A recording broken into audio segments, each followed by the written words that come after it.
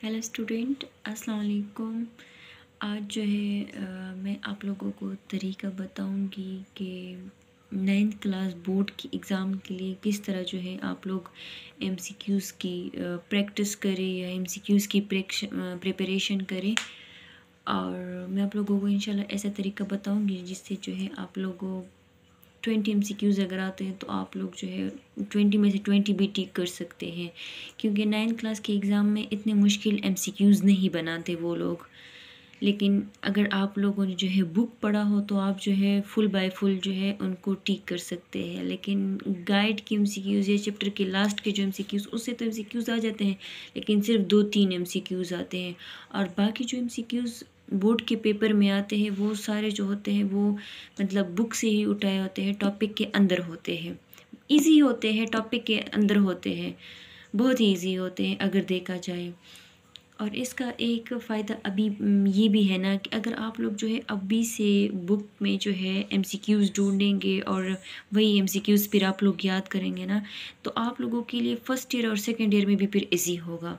First year और second year में अगर आप लोग जो है उसके बाद फिर हम एनएमडीके टेस्ट देते हैं, अगर आप वही देंगे तो उसमें भी जो है आपकी बहुत हेल्प हो सकती है। मतलब आपको इतने एमसीक्यूज़ की प्रैक्टिस होगी, 9th क्लास में आप प्रैक्टिस करेंगे, 10th क्लास में करेंगे, फर्स्ट ईयर में भी फिर आप उस तरह करेंगे, सेकेंड ईयर में भी करेंगे, तो एनएमडीके जो है वो आपके लिए बहुत ईजी होगा, क्योंकि बुक जो है वो आपने एक एक लाइन पढ़ी होगी। तो वो जो है टेस्ट के लिए भी आप लोगों के साथ साथ प्रिपरेशन हो जाएंगी और आप लोगों को जो है आइडिया भी हो जाएगा कि किस तरह के एमसीक्यू जो है वो टेस्ट में भी आते हैं और अभी जो है बोर्ड के एग्ज़ाम में भी आते हैं। तो मैंने ये एक टॉपिक सेलेक्ट किया है, 9th क्लास के बायोलॉजी बुक है मेरे पास, और इसका मैंने एक टॉपिक सेलेक्ट किया है माइटोकॉन्ड्रिया।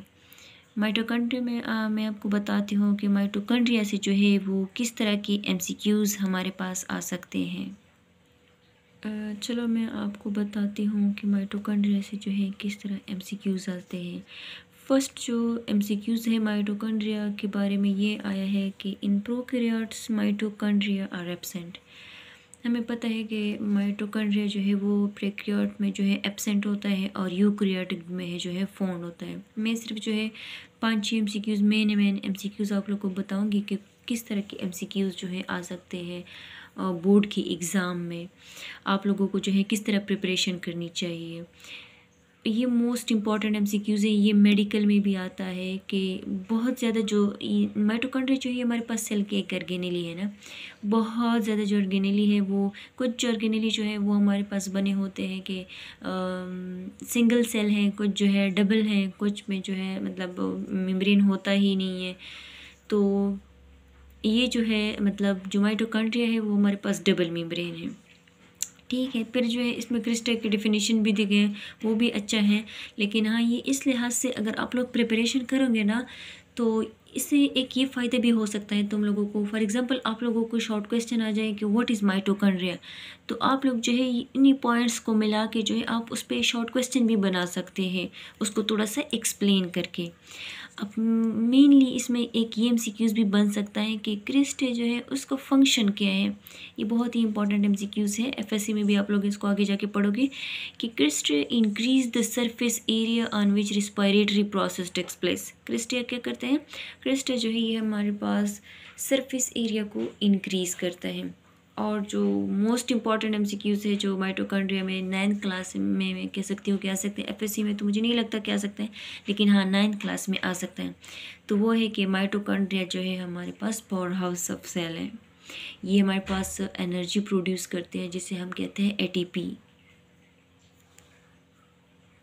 तो बस मैंने आज इतना ही डिस्कस करना था कि आप लोग जो है किस तरह एमसीक्यूज़ की प्रिपरेशन करें, उसको याद करें। और इसका ये भी बहुत बड़ा फ़ायदा है, मैं कहती हूँ कि मतलब अगर आप लोग इस तरह ही एमसीक्यूज़ की प्रैक्टिस करेंगे तो एनएमडीकेट में भी आप लोगों के लिए ईजी होगा। फर्स्ट ईयर सेकेंड ईयर में जो है एमसीक्यूज़ की प्रैक्टिस हुई होगी तो आपको जो एमसीक्यूज़ पिक करना बहुत ईजी होगा।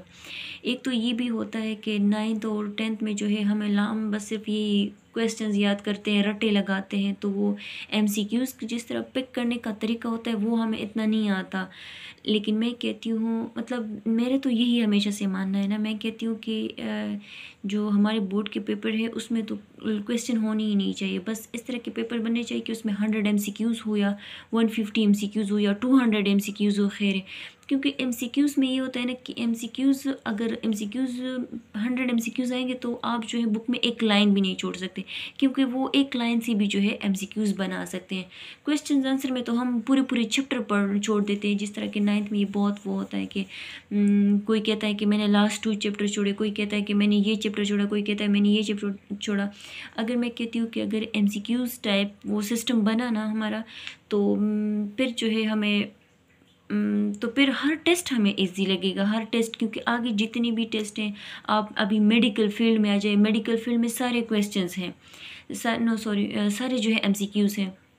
मैं ख़ुद जो है स्टूडेंट हूँ, केएमयू से, केएमयू की स्टूडेंट हूँ, और हमारे जो है पेपर में 70 एमसीक्यूज़ होते हैं।